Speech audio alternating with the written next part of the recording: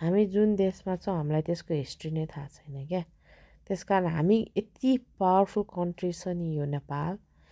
यस्तो यस्तो चिज छ हेर्नुहोस् त, यो हजारौँ 500-1600 वर्ष अगाडि निकालेका मूर्तिहरू छन्। यो मूर्तिहरूको भ्यालु कति होला, यो मूर्तिहरूमा एक्चुअल पोजिटिभ शक्ति कति होला त्यो कल्पना गरेर नि साध्य छैन हामीलाई त। हामीले त खालि किताबको पढ्यौँ भन्ने मात्रै छ क्या। यो चिज आएर चाहिँ हरेक वर्ष एकचोटि आएर यो चिज पढ्नुपर्ने रहेछ। यहाँ कति फरेनर्सहरू त एउटा छ, त्यो कसरी पृथ्वी कसरी बनाइयो भन्ने चिजले त्यो मान्छेले मोर देन 1000 पल्ट आएर त्यो पिक्चर स्टडी गरिसक्यो अरे।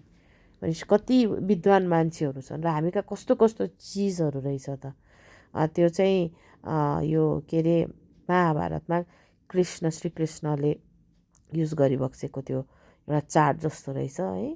यस्तो यस्तो चिजहरू चाहिँ यस्तो अद्भुत चिजहरू छ होइन।